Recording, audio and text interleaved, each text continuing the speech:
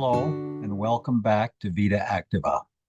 Last week was a discussion about the cultural direction in which the West has been headed for roughly the last 50 years.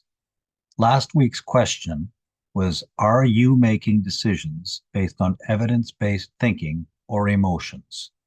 In today's entry, we will look at an emotion that became a pursuit that turned out to have an entire branch of philosophy devoted to it.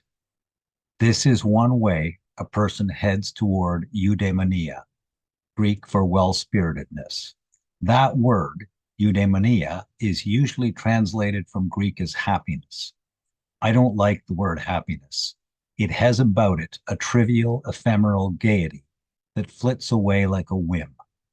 Eudaimonia has stronger shoulders, able to carry the responsibility for a much more permanent and enduring way of being. Excuse me, using resilience and mental toughness to override low points, disappointments, and the abject failures we all face from time to time. My sense of the necessary framework of a well-spirited life consists of four simple words: people, processes, product, and purpose. And yes, I am writing a book on that theme. We will look at those themes in detail in the coming weeks. But this week, we're going to look at a perspective that's new to me. That perspective fits under one of those four P's, purpose. In the same way I happened upon this insight, so I believe most people find their purposes. It's not something we can pursue directly with success. It kind of finds us. If I look at my life, I can see three themes or purposes driving that narrative.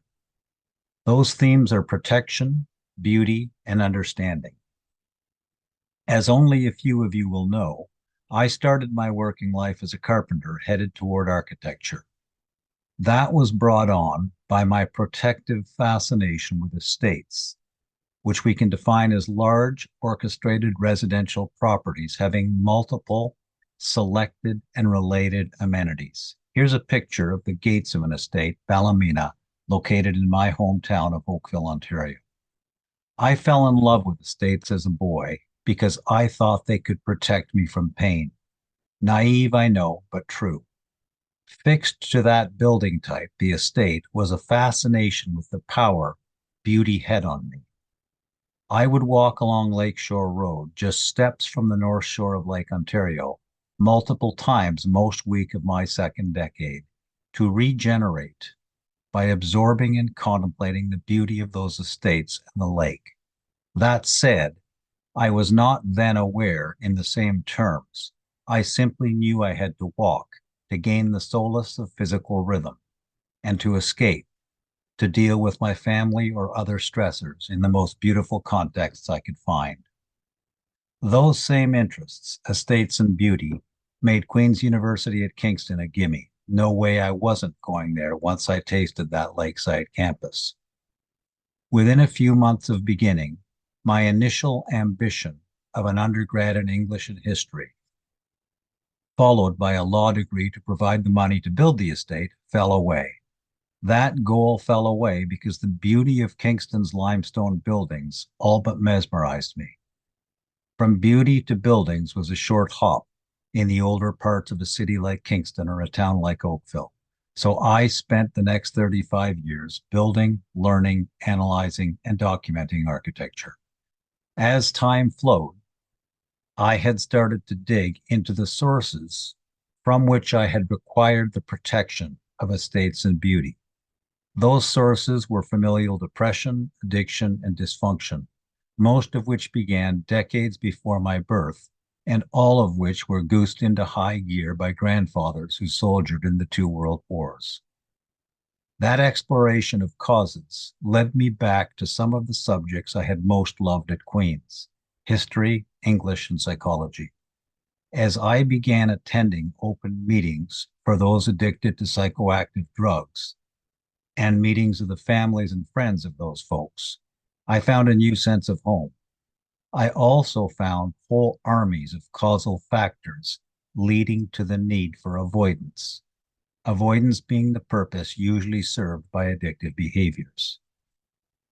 The American Psychological Association defines avoidance thus: it's a noun, the practice or an instance of keeping away from particular situations, environments, individuals, or things because of either A, the anticipated negative consequences of such an encounter, or B, anxious or painful feelings associated with them. Psychology brings several theoretical perspectives to the study of avoidance: its use as a means of coping, its use as a response to fear or shame, its existence as a personality style or predisposition, and its existence as a component in anxiety disorders. As my love of professional work of architecture faded, my love of narrative philosophy and psychology burgeoned.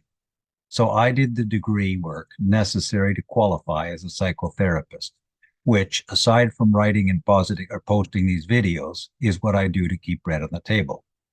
The morning after editing last week's video, I read a post in the Free Press called Things Worth Remembering by Douglas Murray.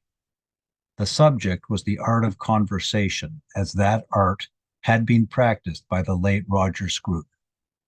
Scruton was fascinated by beauty, religion, and architecture, along with freedom of thought and action.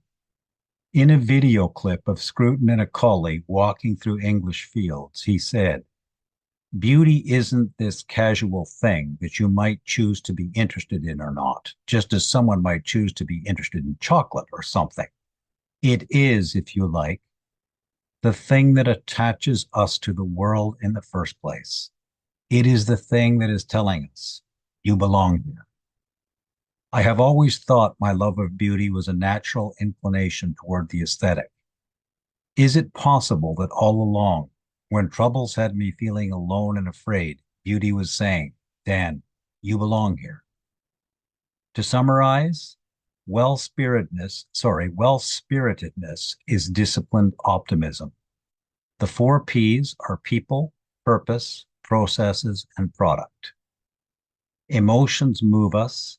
Evidence-based thinking deepens and strengthens us. Beauty roots, braces, and assures us. Thank you for thinking and acting. More next week. Be well.